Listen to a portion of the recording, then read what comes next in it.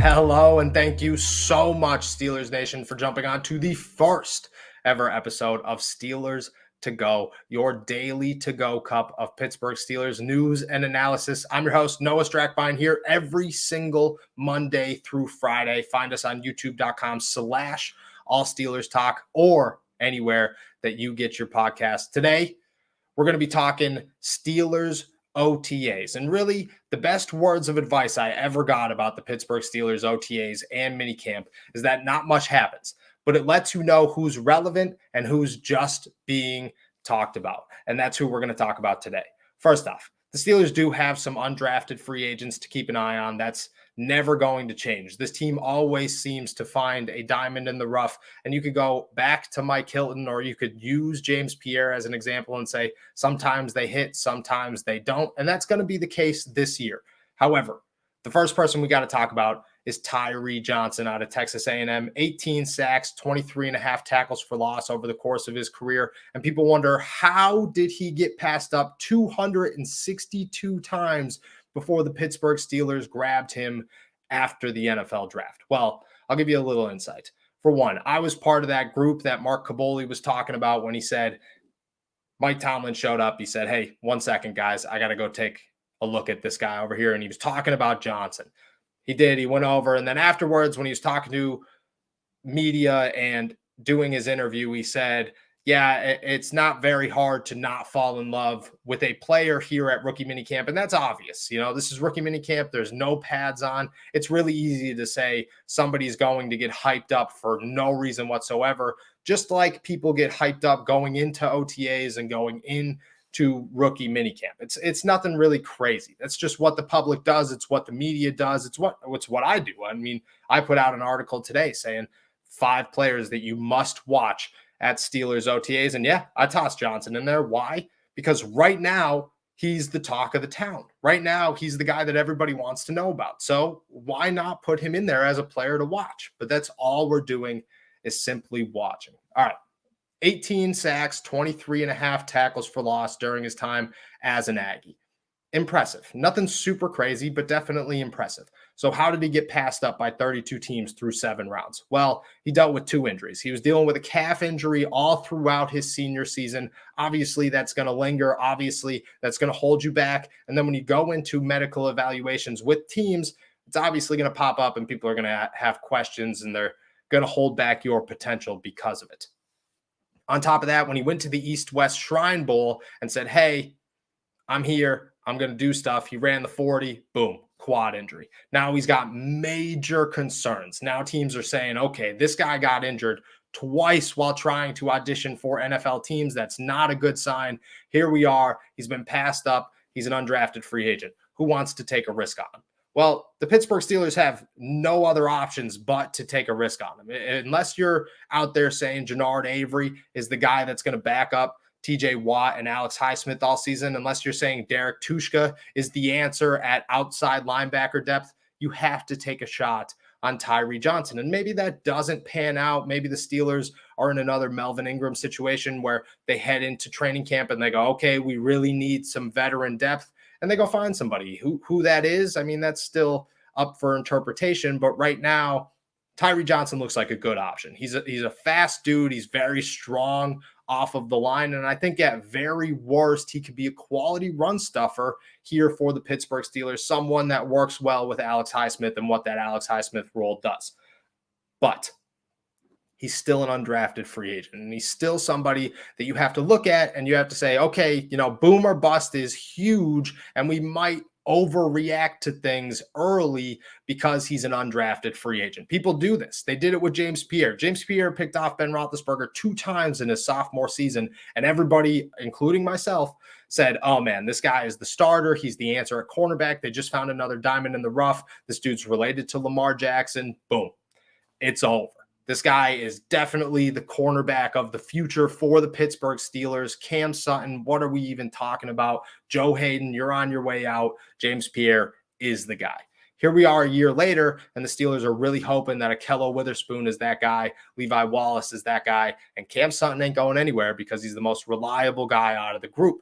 So you have your misses. Then you have your hits. You know, Mike Hilton was a guy that everybody was like, oh my gosh, what an undrafted rookie season. This dude is unstoppable. Comes in as a sophomore in the NFL. People are like, okay, you can't hype him up too much, but he was a really good guy, a guy who really played like a Pittsburgh Steeler last season. Boom, even better season. Third year, boom, even better season. And eventually he became probably the most reliable slot corner in the NFL. And I truly believe that outside of Jalen Ramsey, he is the most reliable slot corner, especially when it comes to blitzing. Nobody blitzes like Mike Hilton. So you have your hits, you have your misses. Tyreek Johnson's a guy that we just have to look at closed book and say, we'll see what he has to offer. First thing is he's got to stay healthy. If he gets hurt, chances are his career is over before it starts, at least in Pittsburgh. Now, if he doesn't get hurt, this could be another Tushka situation where he comes in here and has a pretty quality year and plays quality reps for a guy that nobody saw coming.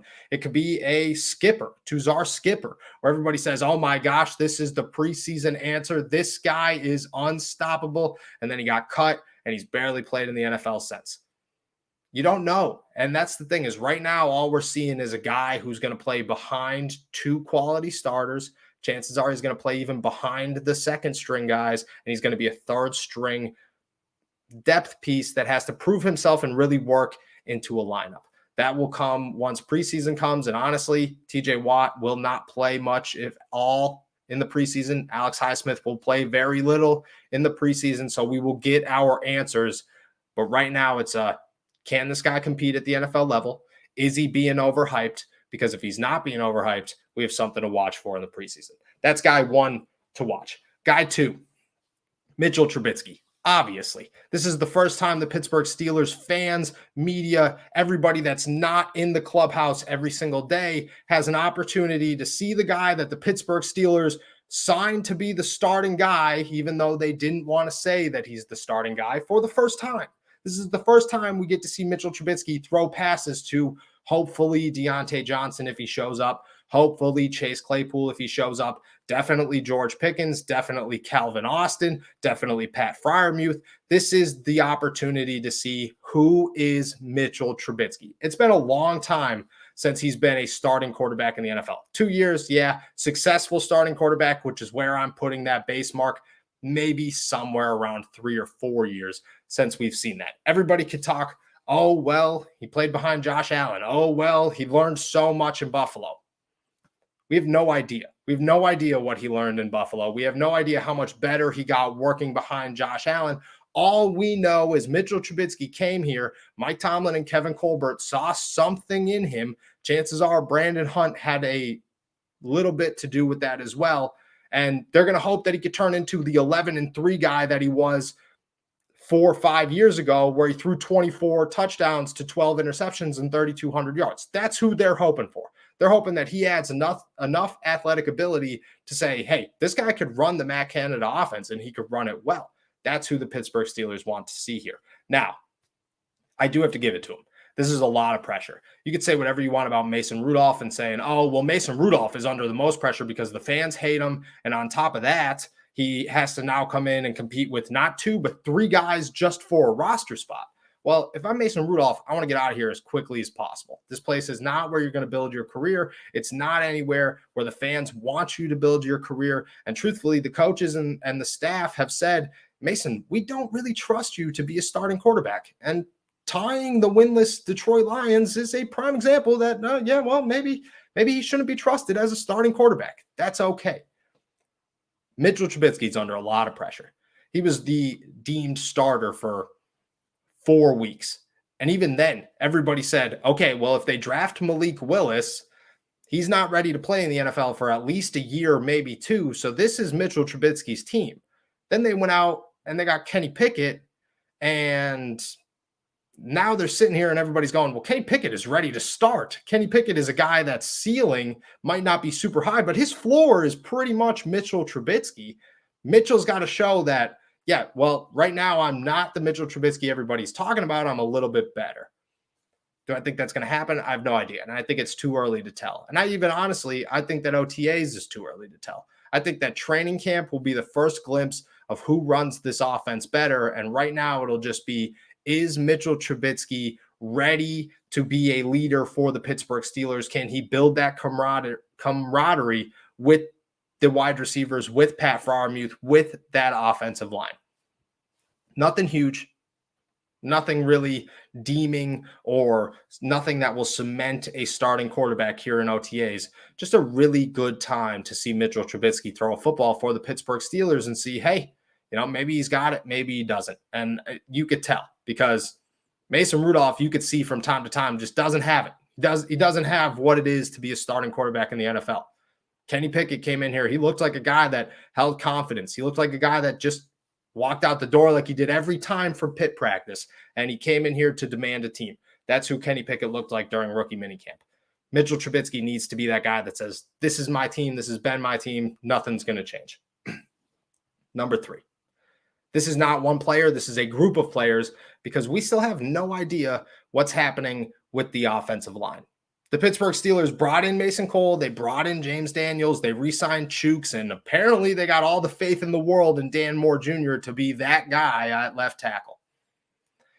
I don't know how it's going to work out, and neither does anybody else. All everybody keeps talking about is, oh, this is what the offensive line will look like. Oh, this is what the offensive line should look like. Oh, Kendrick Green should be benched. Kevin Dotson is still Kevin Dotson. Let's give him an opportunity. Mason Cole is going to be center. James Daniels is going to be center. Who's going to be the backup tackle? We have no idea what's about to happen here at OTAs, but it is a reason to look at it and say, this is exciting.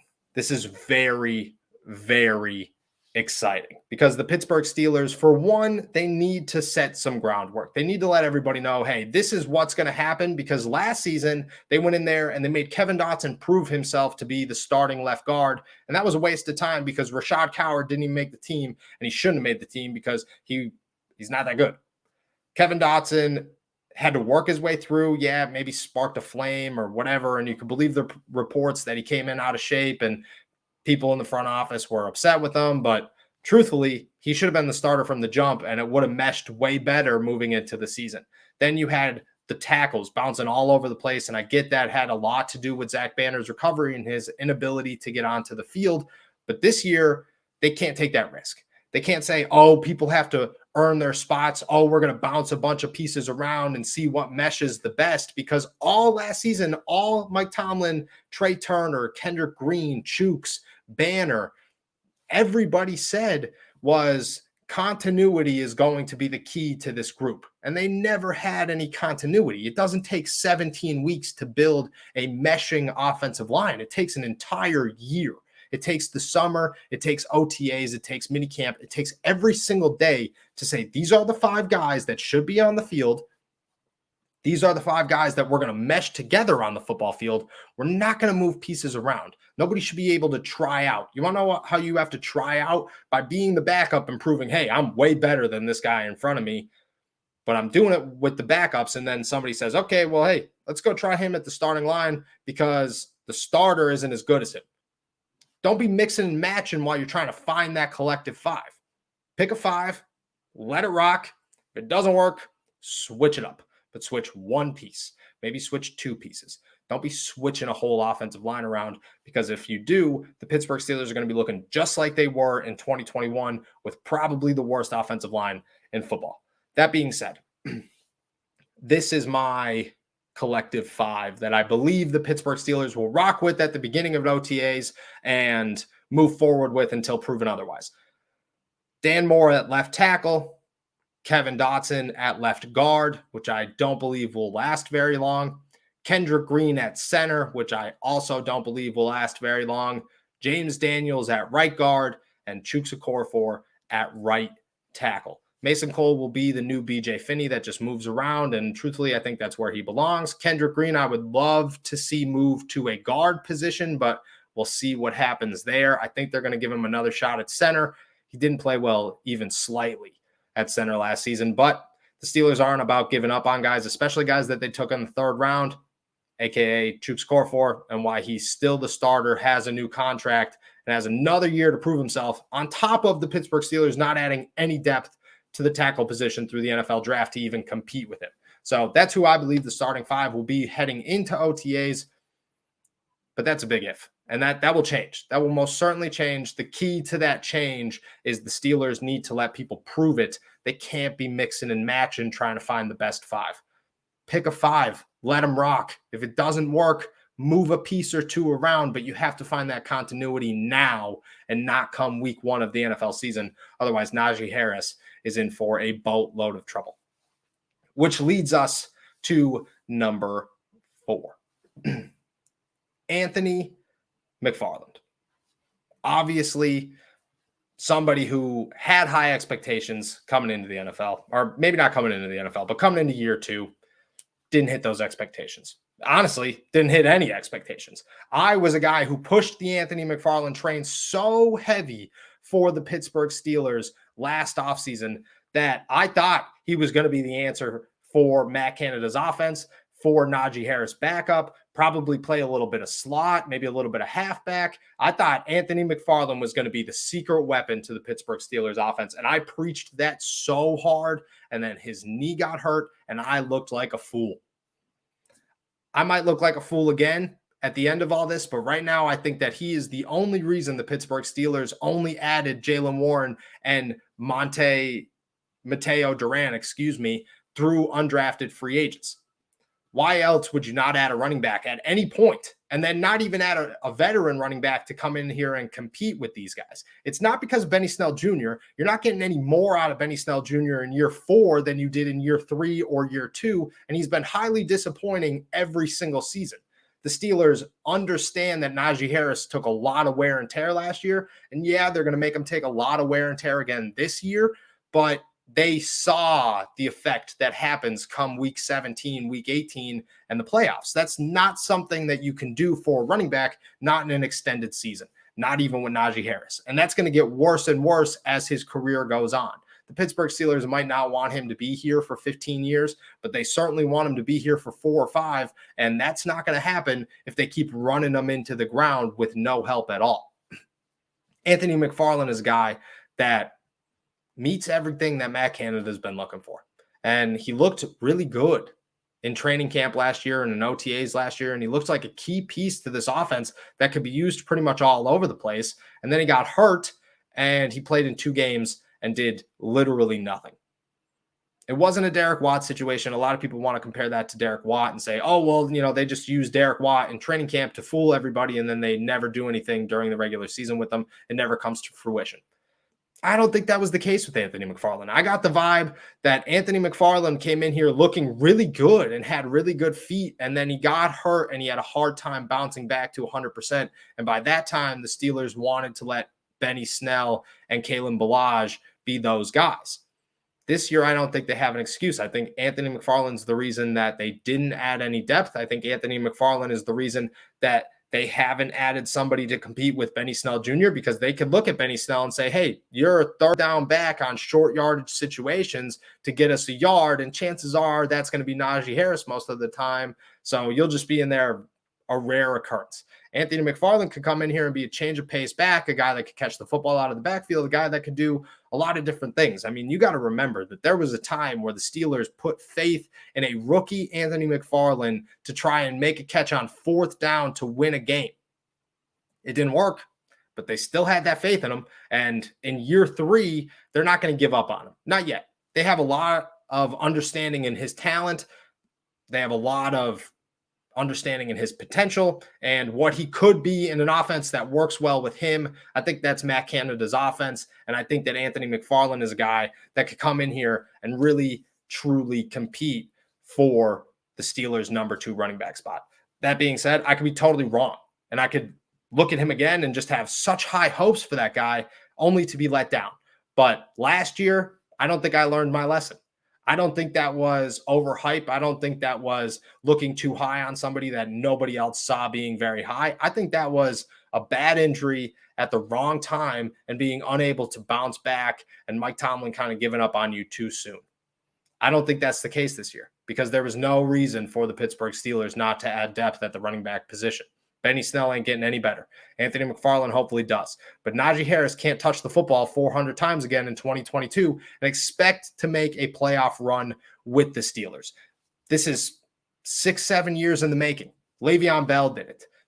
Before that, I mean, you could go as far back as Willie Parker taking injuries because he's touching the ball too many times. The Pittsburgh Steelers have this thing where they run running backs into the ground. At some point, Mike Tomlin has to learn, if you're going to use a first-round pick on a guy like Najee Harris, you can't end his season before the playoffs. And that's what they tend to do. And last is Myles Jack. Devin Bush, you could say whatever you want about Devin Bush, but truthfully, Devin Bush has never had anybody next to him that is reliable as Myles Jack is. Vince Williams, a great inside linebacker. One of the guys that should go down and cement himself in Pittsburgh Steelers history as just a dude who fought his way through a very lengthy career, made contributions that should be recognized, was the second half to Ryan Shazier during Ryan Shazier's run. But if we're being honest, Devin Bush has not had anybody next to him that has the capability that Myles Jack has throughout his 3 years in the NFL. And if we're being even more honest, this is the first time that I look at Devin Bush and say he could reach his full potential, and people are going to get really upset and go crazy about that statement. But he's never had somebody to say, okay, well, everybody's going to focus on Myles Jack. I just have to be Devin Bush. Before it was, everybody's going to focus on Devin Bush because the guy standing next to me is Robert Spillane. The guy standing next to me is Marcus Allen, Ulysses Gilbert III, Joe Schobert. There has never been anybody in Pittsburgh during Devin Bush's time that has been healthy for an entire season and played to the potential that Devin Bush plays to. Myles Jack has the same potential as Devin Bush. They're both guys that can make a huge impact on a game. Now, Devin Bush has to bounce back. I still think of all the time his quote saying, if you got bit by a dog, when was the next time you'd go hang out with a dog, pet a dog, whatever he said? I took that immediately as, if you tore your ACL, when's the next time you'd go full speed on a football field? And that's not how you play football. This is a full contact sport, and full contact means full speed at all times. And there were plenty of times last year where you saw him shy away from hits, move out of the way, really just go 50% at most. That can't happen again. It definitely can't happen again. And I think the Steelers look at that and say, hey, we didn't pick up your fifth-year option because, truthfully, you didn't earn that fifth-year option. We don't know what we're going to get out of you. That being said, I think Devin Bush still has a lot of potential in the NFL, and I think he's somebody who could meet all the upside that he brought in with him. He just has to get over his ACL injury. That's a huge mental bridge to climb, but one that if he does, and he does get over that wall, he could be a remarkable inside linebacker. I think Myles Jack helps that. So seeing how steady Myles Jack is early, seeing how reliable he is early, seeing how well he understands this offense or this defense early, seeing how well he meshes early is going to be huge. Last year, you saw it almost instantly that Joe Schobert just didn't click with this defense, that Joe Schobert lost a step, and that maybe he looked really good on bad defenses because they were bad defenses. Myles Jack's been playing on bad defenses. I get that. But Myles Jack's got a ton of upside. He's got a ton of potential, and he's shown that in his NFL career. And I think that him next to Devin Bush could be a complete game changer for the former 10th overall pick. One that could revive his career, one that could create a bond between two inside linebackers in Pittsburgh that they've been looking for since the Ryan Shazier days. And I think Myles Jack, above almost anybody we've talked about so far, could have the biggest impact on the Pittsburgh Steelers this season and moving forward, not just because of him, but because of what he does to the Pittsburgh Steelers defense and the people around him.